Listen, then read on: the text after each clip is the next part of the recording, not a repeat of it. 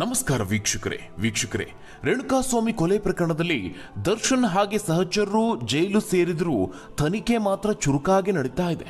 ಸದ್ಯ ಪ್ರಕರಣದ ತನಿಖೆ ಬಹುತೇಕ ಅಂತಿಮ ಹಂತಕ್ಕೆ ಬಂದು ತಲುಪಿದೆ. ಇನ್ನೇನು ಕೆಲವೇ ದಿನಗಳಲ್ಲಿ ತನಿಖೆ ಪೂರ್ಣಗೊಳ್ಳಲಿದೆ. ಅಲ್ಲದೆ ಪೊಲೀಸರು ಆರೋಪಿಗಳ ವಿರುದ್ಧವಾಗಿ ಚಾರ್ಜ್ ಶೀಟ್ ಅನ್ನು ತಯಾರು ಮಾಡಲಿದ್ದಾರೆ. ಪೊಲೀಸರು ಕೋರ್ಟ್ಗೆ ಸಲ್ಲಿಸುವ ಈ ಒಂದು ಚಾರ್ಜ್ ಶೀಟ್ ನಲ್ಲಿ ಯಾವೆಲ್ಲ ಅಂಶಗಳು ಉಲ್ಲೇಖ ಆಗಿದೆ, ಆರೋಪಿಗಳ ವಿರುದ್ಧವಾಗಿ ಯಾವೆಲ್ಲ ಆರೋಪಗಳಿದೆ, ಅದಕ್ಕೆ ಯಾವ ರೀತಿಯ ಸಾಕ್ಷಿಗಳಿದೆ, ಆ ಎಲ್ಲದರ ಆಧಾರದ ಮೇಲೆ ಯಾವ ಆರೋಪಿಗೆ ಎಷ್ಟು ಶಿಕ್ಷೆ ಅನ್ನೋದು ನಿರ್ಧಾರ ಆಗಲಿದೆ. ಇದಲ್ಲದೆ ಕೋರ್ಟ್ನಲ್ಲಿ ಆರೋಪಿಗಳ ಪರ ವಕೀಲರು ವಾದ ಮಂಡನೆಯನ್ನ ಮಾಡಲಿದ್ದಾರೆ. ಇದಾದ ನಂತರದಲ್ಲಿ ನ್ಯಾಯಾಧೀಶರು ತೀರ್ಪನ್ನ ಪ್ರಕಟ ಮಾಡಲಿದ್ದಾರೆ. ಇದು ಬಹಳ ಸುದೀರ್ಘವಾದ ಪ್ರಕ್ರಿಯೆ. ಆದರೆ ಅದಕ್ಕೂ ಮೊದಲೇ ಚಾರ್ಜ್ ಶೀಟ್ನಲ್ಲಿ ಯಾವೆಲ್ಲ ಆರೋಪಗಳನ್ನು ಮಾಡಲಾಗಿದೆ ಅನ್ನೋ ಆಧಾರದ ಮೇಲೆ, ಯಾವೆಲ್ಲ ಸಾಕ್ಷಿಗಳಿದ್ದಾವೆ ಅನ್ನೋ ಆಧಾರದ ಮೇಲೆ ಆರೋಪಿಗಳಿಗೆ ಯಾವ ರೀತಿಯ ಶಿಕ್ಷೆ ಪ್ರಕಟ ಆಗಬಹುದು ಅನ್ನೋದನ್ನ ಊಹೆ ಮಾಡಬಹುದು. ಹೀಗಾಗಿ ಕೆಲವೇ ದಿನಗಳಲ್ಲಿ ಈ ಒಂದು ಪ್ರಕರಣದ ಆರೋಪಿಗಳಿಗೆ ಯಾವ ರೀತಿಯ ಶಿಕ್ಷೆ ಆಗಬಹುದು, ಯಾರೆಲ್ಲ ಇದರಿಂದ ಹೊರಬರಬಹುದು ಎಲ್ಲವೂ ಗೊತ್ತಾಗುತ್ತೆ. ಸದ್ಯ ಪೊಲೀಸರು ಹಲವು ಸಾಕ್ಷಿಗಳ ಹೇಳಿಕೆಯನ್ನ ಪಡೆದುಕೊಳ್ತಿದ್ದಾರೆ. ಈಗಾಗಲೇ ಆರೋಪಿ ದರ್ಶನ್ ಅವರ ಜೊತೆಯಲ್ಲಿ ಪಬ್ನಲ್ಲಿ ಪಾರ್ಟಿಯಲ್ಲಿದ್ದ ನಟ ಚಿಕ್ಕಣ್ಣ ಹೇಳಿಕೆಯನ್ನು ಪೊಲೀಸರು ಪಡೆದಿದ್ದಾರೆ.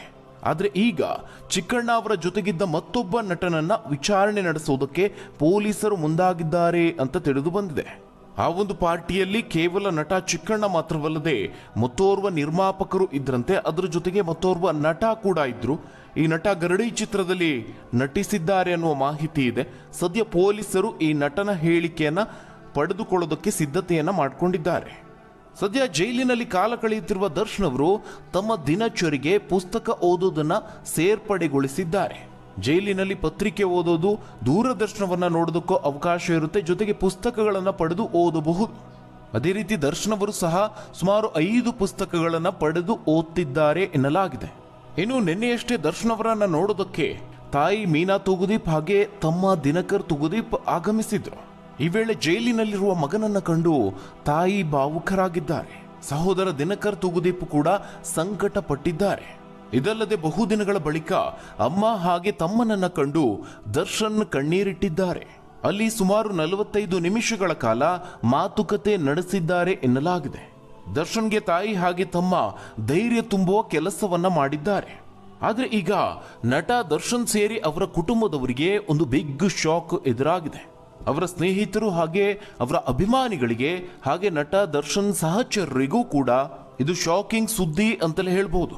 ಒಂದು ಕಡೆ ದರ್ಶನ್ ಅವರ ಮೇಲೆ ರೌಡಿ ಶೀಟರ್ ಓಪನ್ ಮಾಡಬೇಕು ಎನ್ನುವ ಚಿಂತನೆಯನ್ನ ನಡೆಸಿದ್ದಾರೆ ಎನ್ನಲಾಗ್ತಾ ಇದೆ.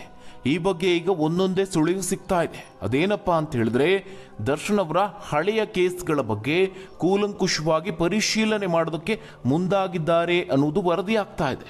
ಇದರ ಜೊತೆಗೆ ಹೊಸ ಕಾನೂನು ಈಗಾಗಲೇ ಜಾರಿಯಾಗಿದೆ.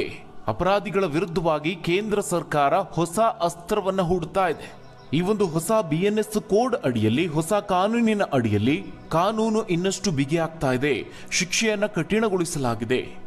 ಈ ಒಂದು ಕಾನೂನಿನ ಅಡಿಯಲ್ಲಿ ಜೀವಾವಧಿ ಶಿಕ್ಷೆ ಮಾತ್ರವಲ್ಲದೆ ಮರಣ ದಂಡನೆಯವರೆಗೂ ಶಿಕ್ಷೆ ಕೊಡಿಸುವ ಅವಕಾಶವಿದೆ. ಕಿಡ್ನಾಪ್ ಮಾಡಿದ್ದು ಮಾತ್ರವಲ್ಲದೆ ಹತ್ಯೆ ಆಗಿದೆ. ಹೀಗಾಗಿ ಪ್ರಕರಣ ಗಂಭೀರ ಸ್ವರೂಪದ್ದು. ಹೀಗಾಗಿ ಜೀವಾವಧಿ ಶಿಕ್ಷೆಯನ್ನು ಸಹ ನೀಡಬಹುದು. ದರ್ಶನ್ ಅವರ ವಿರುದ್ಧವಾಗಿಯೂ ಈ ರೀತಿಯಾದಂತಹ ಶಿಕ್ಷೆ ಪ್ರಕಟ ಆಗಬಹುದು. ಈ ಒಂದು ಭಯ ಈಗ ನಟ ದರ್ಶನ್ ಅವರು ಸೇರಿದಂತೆ ಅವರ ಕುಟುಂಬಸ್ಥರಿಗೆ, ಆಪ್ತರಿಗೆ, ಸ್ನೇಹಿತರಿಗೆ ಹಾಗೆ ಅಭಿಮಾನಿಗಳಿಗೆ ತೀರ್ಪು ಏನಾಗುತ್ತೆ ಅಂತ ಭಯ ಕಾಡೋದಕ್ಕೆ ಶುರುವಾಗಿದೆ. ಒಂದು ವೇಳೆ ಶಿಕ್ಷೆ ಆಗಿದ್ದೇ ಆದಲ್ಲಿ ಶಿಕ್ಷೆಯ ಪ್ರಮಾಣ ಹೆಚ್ಚಾಗುವಂತಹ ಸಾಧ್ಯತೆ ಇದೆ. ಕೇವಲ ಇದಿಷ್ಟೇ ಅಲ್ಲದೆ, ಒಂದು ವೇಳೆ ನಟ ದರ್ಶನ್ ಅವರು ಜಾಮೀನಿನ ಮೇಲೆ ಹೊರಬಂದರೂ ಸಹ ಅವರು ವಿದೇಶಕ್ಕೆ ಹೋಗೋ ಹಾಗಿಲ್ಲ. ಯಾಕಂದ್ರೆ ಕೇಂದ್ರ ಸರ್ಕಾರ ಪಾಸ್ಪೋರ್ಟ್ ಅನ್ನು ರದ್ದು ಮಾಡಲಿದೆ. ಹಾಗಾದ್ರೆ ಪ್ರಕರಣದಲ್ಲಿ ಏನೇನೆಲ್ಲ ಆಗ್ತಾ ಇದೆ? ಈ ಹೊಸ ಕಾನೂನು ದರ್ಶನ್ ಅವರ ಪ್ರಕರಣದಲ್ಲಿ ಏನ್ ಹೇಳುತ್ತೆ? ಪ್ರಮುಖವಾಗಿ ನಟ ದರ್ಶನ್ ಅವರಿಗೆ ಈ ಹೊಸ ಕಾನೂನಿನಿಂದ ಎದುರಾಗುವಂತಹ ಹೊಸ ಸಂಕಷ್ಟ ಏನು, ಯಾವ ರೀತಿಯಾಗಿ ಅದು ಪರಿಣಾಮ ಬೀರುತ್ತೆ, ಆ ಎಲ್ಲದರ ಬಗ್ಗೆ ಒಂದು ವರದಿ ಇದೆ, ನೋಡೋಣ. ಅದಕ್ಕೂ ಮುನ್ನ ವೀಕ್ಷಕರೇ, ನಟ ನಟಿಯರನ್ನ ಆರಾಧಿಸುವ ಮನೋಭಾವ ತಪ್ಪು ಅಂತ ನೀವು ಸಹ ಹೇಳೋದಾದ್ರೆ ತಪ್ಪದೆ ಈ ವಿಡಿಯೋವನ್ನ ಲೈಕ್ ಮಾಡುವ ಮೂಲಕವಾಗಿ ನಿಮ್ಮ ಅಭಿಪ್ರಾಯವನ್ನ ತಿಳಿಸಿ. ಹಾಗೆ ಇನ್ನೂ ಹೆಚ್ಚಿನ ಮಾಹಿತಿಗಾಗಿ ತಪ್ಪದೆ ಚಾನಲ್ಗೆ ಸಬ್ಸ್ಕ್ರೈಬ್ ಮಾಡಿ. ವೀಕ್ಷಕರೇ, ರೇಣುಕಾಸ್ವಾಮಿ ಕೊಲೆಯಲ್ಲಿ ದರ್ಶನ್ ಹಾಗೆ ಅವರ ಗೆಳೆಯರ ವಿರುದ್ಧವಾಗಿ ಪೊಲೀಸರು ಕೂಡ ಸಾಕಷ್ಟು ಸಾಕ್ಷಿಗಳ ಸಂಗ್ರಹ ಮಾಡಿದ್ದಾರೆ. ಎಷ್ಟರ ಮಟ್ಟಿಗೆ ತನಿಖೆ ನಡೀತಿದೆ ಅಂತ ಹೇಳಿದ್ರೆ ಸಣ್ಣ ಸಣ್ಣ ಸಾಕ್ಷಿಯನ್ನು ಸಹ ಬಿಡ್ತಾ ಇಲ್ಲ. DNA ಟೆಸ್ಟ್ನಿಂದ ಹಿಡಿದು ಡಿಜಿಟಲ್ ಸಾಕ್ಷಿಗಳಾದ ಮೊಬೈಲ್ ಡೇಟಾವನ್ನು ಸಹ ಪಡೆದುಕೊಂಡಿದ್ದಾರೆ. ಪೊಲೀಸರು ಸಮಗ್ರ ತನಿಖೆಯನ್ನು ಮಾಡ್ತಿದ್ದಾರೆ. ಹೀಗಾಗಿ ಚಾರ್ಜ್ ಶೀಟ್ ತಯಾರಾದ ನಂತರದಲ್ಲಿ ಹಲವರಿಗೆ ಶಾಕಿಂಗ್ ಸುದ್ದಿ ಆಗಲಿದೆ. ಯಾಕೆ ಅಂತ ಹೇಳಿದ್ರೆ ಈ ಒಂದು ಚಾರ್ಜ್ ಶೀಟ್ನಲ್ಲಿ ಹಲವು ಸಾಕ್ಷಿಗಳು ಉಲ್ಲೇಖ ಆಗುತ್ತೆ. ಚಾರ್ಜ್ ಶೀಟ್ನ ಪುಟಗಳು ಕೂಡ ದೊಡ್ಡ ಸಂಖ್ಯೆಯಲ್ಲಿರುತ್ತೆ. ಅದರ ಜೊತೆಗೆ ಸಾಕ್ಷಿಗಳ ಸಂಖ್ಯೆಯೂ ಕೂಡ ಶಾಕಿಂಗ್ ಅನಿಸಿಕೊಳ್ಳಲಿದೆ. ಅಷ್ಟು ದೊಡ್ಡ ಪ್ರಮಾಣದಲ್ಲಿ ಪೊಲೀಸರು ಮಾಹಿತಿಯನ್ನು ಕಲೆ ಹಾಕಿದ್ದಾರೆ. ಈ ಒಂದು ಪ್ರಕರಣದ ಜೊತೆಗೆ ಪೊಲೀಸರು ದರ್ಶನ್ ಅವರಿಗೆ ಮತ್ತೊಂದು ಶಾಕ್ ನೀಡುತ್ತಿದ್ದಾರೆ. ದರ್ಶನ್ ಅವರ ವಿರುದ್ಧದ ಹಳೆಯ ಪ್ರಕರಣಗಳನ್ನು ಓಪನ್ ಮಾಡೋದಕ್ಕೆ ಪೊಲೀಸರು ಪರಿಶೀಲನೆ ಮಾಡ್ತಿದ್ದಾರೆ. ಅವರು ಜೈಲಿಗೆ ಹೋಗ್ತಿರೋದು ಇದೇ ಮೊದಲೇನಲ್ಲ. 2011ರಲ್ಲಿ ಪತ್ನಿ ಮೇಲೆ ಹಲ್ಲೆ ನಡೆಸಿ 28 ದಿನಗಳ ನ್ಯಾಯಾಂಗ ಬಂಧನದಲ್ಲಿದ್ದರು. ಬಳಿಕ ಹಿರಿಯರ ಮಧ್ಯಸ್ಥಿಕೆಯಿಂದ ಪತ್ನಿ ವಿಜಯಲಕ್ಷ್ಮಿ ಅವರು ಕೇಸನ್ನು ವಾಪಸ್ ಪಡೆದು ಪ್ರಕರಣ ಸುಖಾಂತ್ಯವಾಗಿತ್ತು. ಆದರೆ ಇದು ಅಷ್ಟಕ್ಕೆ ನಿಂತಿರಲಿಲ್ಲ. ಅದರಲ್ಲೂ ಇತ್ತೀಚೆಗಂತೂ ದರ್ಶನ್ ಅವರ ಮೇಲೆ ಹಲವು ಪ್ರಕರಣಗಳು ದಾಖಲಾಗಿದ್ವು.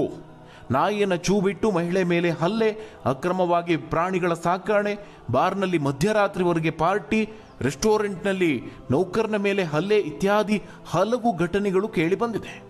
ಇದಲ್ಲದೆ ಅವರಿಗೆ ಸಂಬಂಧಪಟ್ಟಂತ ಬೇರೆ ಬೇರೆ ಆರೋಪಗಳು ಸಹ ಕೇಳಿ ಬರ್ತಾ ಇದೆ. ಹೀಗಾಗಿ ಹಳೆಯ ಪ್ರಕರಣಗಳನ್ನೆಲ್ಲ ರೀಓಪನ್ ಮಾಡೋದಕ್ಕೆ ಪೊಲೀಸರು ಪರಿಶೀಲನೆ ಮಾಡ್ತಿದ್ದಾರೆ. ಅವೆಲ್ಲವನ್ನ ಕೂಲಂಕುಷವಾಗಿ ಪರಿಶೀಲನೆ ಮಾಡಿ ನಂತರದಲ್ಲಿ ರೌಡಿ ಶೀಟ್ ತೆರೆಯುವುದಕ್ಕೆ ಚಿಂತನೆ ಮಾಡಲಾಗ್ತಿದೆ ಎನ್ನಲಾಗಿದೆ. ಒಂದು ವೇಳೆ ಆ ರೀತಿ ಆಗಿದ್ದೇ ಆದಲ್ಲಿ ದರ್ಶನ್ಗೆ ಮತ್ತಷ್ಟು ಸಂಕಷ್ಟ ಗ್ಯಾರಂಟಿ. ಇನ್ನು ಚಾರ್ಜ್ ಶೀಟ್ ಸಲ್ಲಿಕೆ ಆದ ನಂತರದಲ್ಲಿ ಮತ್ತೊಂದು ಸಂಕಷ್ಟ ಎದುರಾಗಲಿದೆ. ಈ ಸುದ್ದಿ ಚಿತ್ರರಂಗದಲ್ಲಿರುವ ಹಲವರಿಗೆ ಆಘಾತವನ್ನು ತರಲಿದೆ. ಅದರಲ್ಲೂ ಪ್ರಮುಖವಾಗಿ ದರ್ಶನ್ ಅವರನ್ನ ಹಾಕೊಂಡು ಸಿನಿಮಾ ಮಾಡೋರಿಗೆ, ಆಲ್ರೆಡಿ ಸಿನಿಮಾ ಮಾಡ್ತಿರೋರಿಗೆ ಬಹಳ ಕಹಿ ಸುದ್ದಿ ಅಂತಲೇ ಹೇಳ್ಬೋದು. ಎರಡೂ ಕೈಗಳನ್ನು ಹಿಸುಕಿಕೊಳ್ಳುವಂತಹ ಸ್ಥಿತಿಗೆ ಬರಲಿದ್ದಾರೆ. ಯಾಕಂದ್ರೆ ಚಾರ್ಜ್ ಶೀಟ್ ಆದ ಮೇಲೆ ಇವರ ಪಾಸ್ಪೋರ್ಟ್ ರದ್ದಾಗಲಿದೆ. ಕೊಲೆ ಆರೋಪವನ್ನು ಹೊಂದಿರೋರು ಬೇರೆ ದೇಶಗಳಿಗೆ ಹೋಗಿ ಎಸ್ಕೇಪ್ ಆಗಬಹುದು ಅನ್ನೋ ಕಾರಣದಿಂದ ಪಾಸ್ಪೋರ್ಟ್ ಅನ್ನು ರದ್ದು ಮಾಡಲಾಗುತ್ತದೆ. ಆ ರದ್ದತಿಗೆ ಪೊಲೀಸರು ಪತ್ರವನ್ನು ಬರೀತಾರೆ. ದರ್ಶನ್ ಕರ್ನಾಟಕದಲ್ಲಿ ಪ್ರಭಾವಿ ವ್ಯಕ್ತಿ, ಆದರೆ ಆರೋಪಿ ಎಂದ ಮೇಲೆ ಎಷ್ಟು ಪ್ರಭಾವಿ ಅನ್ನೋದನ್ನ ನೋಡೋದಿಲ್ಲ. ಆರೋಪಿನೇ. ಇನ್ನು ಆರೋಪಿ ಪರಾರಿ ಆಗದಂತೆ ಪೊಲೀಸರು ಏನೆಲ್ಲ ಮುನ್ನೆಚ್ಚರಿಕೆ ಕ್ರಮವನ್ನು ವಹಿಸಬೇಕೋ ಅದೆಲ್ಲವನ್ನ ವಹಿಸ್ತಾರೆ. ಹೀಗಾಗಿ ಪೊಲೀಸರು ಪಾಸ್ಪೋರ್ಟ್ ರದ್ದು ಮಾಡೋದಕ್ಕೆ ಕೇಂದ್ರ ಸರ್ಕಾರಕ್ಕೆ ಪತ್ರವನ್ನ ಬರೆಯಲಿದ್ದಾರೆ. ಒಂದು ವೇಳೆ ನಟ ದರ್ಶನ್ ಅವರು ಜಾಮೀನಿನ ಮೇಲೆ ಬಿಡುಗಡೆ ಆದ್ರೂ ಅವರ ಚಿತ್ರಗಳನ್ನ ಮಾಡೋದಕ್ಕೆ ಬಯಸುವಂತವ್ರು ಇನ್ಮುಂದೆ ತಮ್ಮ ಸಿನಿಮಾದ ಶೂಟಿಂಗ್ ಅನ್ನ ಭಾರತದಲ್ಲೇ ನಡೆಯುವಂತೆ ನೋಡ್ಕೊಳ್ಬೇಕು. ಯಾಕಂದ್ರೆ ಬೇರೆ ದೇಶಕ್ಕೆ ಹೋಗಿ ಶೂಟಿಂಗ್ ಮಾಡೋದಕ್ಕೆ ಆಗೋದಿಲ್ಲ. ಹೀಗಾಗಿ ದರ್ಶನ್ ಜಾಮೀನಿನ ಮೇಲೆ ರಿಲೀಸ್ ಆದರೂ ಸಹ ವಿದೇಶದಲ್ಲಿನ ಶೂಟಿಂಗ್ಗೆ ಬ್ರೇಕ್ ಬೀಳುತ್ತೆ. ಅಲ್ಲದೆ ಈಗಿನ ಟ್ರೆಂಡ್ಗೆ ವಿರುದ್ಧವಾಗಿ ನಿರ್ಮಾಪಕರು ಯೋಚಿಸಬೇಕಾಗುತ್ತೆ. ಈಗಂತೂ ಚಿತ್ರಗಳ ಶೂಟಿಂಗ್ ಹಾಗೆ ಧಾರಾವಾಹಿಗಳ ಶೂಟಿಂಗ್ ಸಿನಿಮಾವನ್ನೇ ಮೀರಿಸುತ್ತೆ. ವಿದೇಶದಲ್ಲಿ ಶೂಟಿಂಗ್ ಮಾಡೋದು ಒಂದು ರೀತಿ ಟ್ರೆಂಡ್ ಆಗ್ತಾ ಇದೆ. ಒಂದು ವೇಳೆ ವಿದೇಶಕ್ಕೆ ಹೋಗೋದು ಅನಿವಾರ್ಯ ಅಂತ ಅನಿಸ್ಕೊಂಡ್ರೂ ಸಹ ಕೋರ್ಟ್ನಿಂದ ವಿಶೇಷ ಅನುಮತಿಯನ್ನು ಪಡಿಬೇಕಾಗುತ್ತೆ. ಕೋರ್ಟ್ ಅನುಮತಿಯನ್ನು ನೀಡಿದ್ರೆ ಮಾತ್ರ ವಿದೇಶಕ್ಕೆ ತೆರಳಬಹುದು. ಇಲ್ಲದೇ ಇದ್ದಲ್ಲಿ ಭಾರತದಲ್ಲಿ ಶೂಟಿಂಗ್ ಮುಗಿಸಬೇಕು. ಇವೆಲ್ಲದರ ಮಧ್ಯೆ ಹೊಸ ಕಾನೂನಿನ ಹೊಸ ಟೆನ್ಷನ್ ಶುರುವಾಗಿದೆ. ಅದರಲ್ಲೂ ದರ್ಶನ್ ಅವರ ವಿರುದ್ಧವಾಗಿ ಕೊಲೆ ಕೇಸ್ ದಾಖಲಾಗಿರುವುದು ಭಯ ಹೆಚ್ಚಾಗುವಂತೆ ಮಾಡಿದೆ. ಹೀಗಾಗಿ ಅವರ ಅಭಿಮಾನಿಗಳಿಗೂ ಹೊಸ ಆತಂಕ ಶುರುವಾಗಿದೆ. ಹೊಸದಾಗಿ ಜಾರಿಗೆ ಬಂದಂತಹ ಕಾನೂನು ಪ್ರಕಾರವಾಗಿ ಅಪರಾಧ ನಡೆದಂತಹ ಸ್ಥಳದಲ್ಲಿ ತನಿಖಾಧಿಕಾರಿಗಳು ವಿಡಿಯೋವನ್ನು ಮಾಡ್ಕೋಬೇಕು. ಹಾಗೆ ಕೇಸ್ ವಿಚಾರಣೆ ಮುಗಿದ 45 ದಿನದಲ್ಲಿ ತೀರ್ಪನ್ನು ನೀಡಬೇಕು. ಸಾಮೂಹಿಕ ಹತ್ಯೆ, ಸಾಮೂಹಿಕ ಅತ್ಯಾಚಾರ, ಸರಗಳ್ಳತನ ರೀತಿಯ ಪ್ರಕರಣಗಳನ್ನು ದಾಖಲಿಸುವುದಕ್ಕೆ ಈವರೆಗೆ ನಿರ್ದಿಷ್ಟ ಸೆಕ್ಷನ್ ಇರಲಿಲ್ಲ. ಆದರೆ ಹೊಸ ಕಾನೂನಿನಲ್ಲಿ ಅದು ಸಹ ಇದೆ. BNS ಕೋಡ್ನಲ್ಲಿ ಬಹಳ ಸ್ಪಷ್ಟವಾಗಿ ಹೇಳಿದ್ದಾರೆ, ಗುಂಪು ಹತ್ಯೆ ಅಪರಾಧವನ್ನ ಪ್ರತ್ಯೇಕವಾಗಿ ವ್ಯಾಖ್ಯಾನ ಮಾಡದೇ ಇದ್ರೂ ಕೊಲೆಯನ್ನ ವ್ಯಾಖ್ಯಾನಿಸುವ ಸೆಕ್ಷನ್ 101 ಅಡಿಯಲ್ಲಿಯೇ ಈ ಗುಂಪು ಹತ್ಯೆ ಕೂಡ ಶಿಕ್ಷಾರ್ಹ ಅಪರಾಧವಾಗಿದೆ. ಇದಲ್ಲದೆ ಗುಂಪು ಹತ್ಯೆಗೆ ದಂಡವನ್ನ ಸೆಕ್ಷನ್ 101B ಅಡಿಯಲ್ಲಿ ವಿಧಿಸಲಾಗುತ್ತೆ. ಅದರಲ್ಲಿ ಏನಂತ ವಿವರ ಇದೆ ಅಂದ್ರೆ 5 ಅಥವಾ ಅದಕ್ಕಿಂತ ಹೆಚ್ಚು ವ್ಯಕ್ತಿಗಳ ಗುಂಪೊಂದು ಜನಾಂಗ, ಜಾತಿ, ಸಮುದಾಯ, ಲಿಂಗ, ಹುಟ್ಟಿದ ಸ್ಥಳ, ಭಾಷೆ, ವೈಯಕ್ತಿಕ ನಂಬಿಕೆ ಅಥವಾ ಯಾವುದೇ ಇತರ ಆಧಾರದ ಮೇಲೆ ಹತ್ಯೆ ನಡೆಸಿದಾಗ ಅಂತಹ ಗುಂಪಿನ ಪ್ರತಿಯೊಬ್ಬ ಸದಸ್ಯನಿಗೆ ಮರಣದಂಡನೆ, ಜೀವಾವಧಿ ಶಿಕ್ಷೆ ಅಥವಾ 7 ವರ್ಷ ಅಲ್ಲವೇ ಅದಕ್ಕಿಂತ ಹೆಚ್ಚಿನ ಜೈಲು ಶಿಕ್ಷೆಯನ್ನು ವಿಧಿಸಲಾಗುತ್ತದೆ ಅಂತ ವಿವರಿಸಲಾಗಿದೆ. ಕೇವಲ ಇದಿಷ್ಟೇ ಅಲ್ಲದೆ ಇದೇ ಮೊದಲ ಬಾರಿಗೆ ಸಂಘಟಿತ ಅಪರಾಧವನ್ನ ಭಾರತೀಯ ನ್ಯಾಯ ಸಂಹಿತೆಯ ಅಡಿಯಲ್ಲಿ ವ್ಯಾಖ್ಯಾನಿಸಲಾಗಿದೆ. ಸಂಘಟಿತ ಅಪರಾಧದ ಮೂಲಕವಾಗಿ ಹತ್ಯೆಗೈದವರಿಗೆ ಮರಣದಂಡನೆ ಅಥವಾ ಜೀವಾವಧಿ ಶಿಕ್ಷೆಗೆ ಒಳಪಡಿಸ್ತಾರೆ. ಜೊತೆಗೆ ಒಂದು ವೇಳೆ ದಂಡವನ್ನು ವಿಧಿಸಿದ್ರೆ 10 ಲಕ್ಷಕ್ಕಿಂತ ಕಡಿಮೆ ದಂಡವನ್ನು ವಿಧಿಸುವಂತಿಲ್ಲ. ಅಂದ್ರೆ ಮಿನಿಮಮ್ 10 ಲಕ್ಷ ದಂಡ ಇದ್ದೇ ಇರುತ್ತೆ.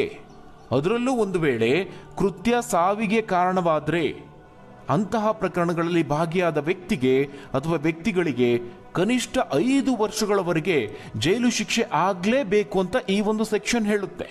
ಕೇವಲ ಅದಷ್ಟೇ ಅಲ್ಲದೆ ಈ ಒಂದು ಶಿಕ್ಷೆಯನ್ನು ಜೀವಾವಧಿ ಶಿಕ್ಷೆಯಾಗಿಯೂ ಮಾರ್ಪಡಿಸಬಹುದು. ಜೊತೆಗೆ 5 ಲಕ್ಷಕ್ಕಿಂತ ಕಡಿಮೆ ಇಲ್ಲದ ದಂಡವನ್ನು ವಿಧಿಸಬೇಕಾಗುತ್ತೆ.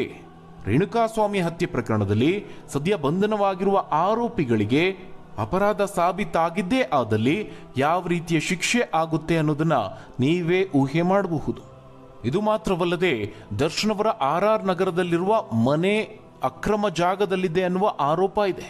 ಈ ಬಗ್ಗೆ ಈ ಮುಂಚೆ ಕೋರ್ಟ್ ತಡೆಯಾಜ್ಞೆಯನ್ನು ನೀಡಿತ್ತು. ಆದರೆ ಈಗ ಸರ್ಕಾರ ಒಂದಷ್ಟು ಕ್ರಮ ಕೈಗೊಳ್ಳೋದಕ್ಕೆ ಮುಂದಾಗ್ತಾ ಇದೆ. ಹೀಗಾಗಿ ಈ ಒಂದು ಒತ್ತುವರಿ ತೆರವಿನಲ್ಲಿ ನಟ ದರ್ಶನ್ ಅವರ ಮನೆಯನ್ನ ತೆರವುಗೊಳಿಸಿದ್ರು ಅಚ್ಚರಿ ಇಲ್ಲ. ಒಟ್ಟಾರೆಯಾಗಿ ದರ್ಶನ್ ಅವರಿಗೆ ಸಾಲು ಸಾಲು ಸಂಕಷ್ಟಗಳು ಎದುರಾಗ್ತಾ ಇದೆ. ಇದಿಷ್ಟು ಪ್ರಕರಣದ ಬಗ್ಗೆ. ಹಾಗಾದ್ರೆ ಈ ಬಗ್ಗೆ ನೀವೇನಂತೀರಾ? ನಿಮ್ಮ ಅನಿಸಿಕೆ, ಅಭಿಪ್ರಾಯವನ್ನ ಕಮೆಂಟ್ ಮೂಲಕವಾಗಿ ತಿಳಿಸಿ. ಧನ್ಯವಾದಗಳು ವೀಕ್ಷಕರೇ.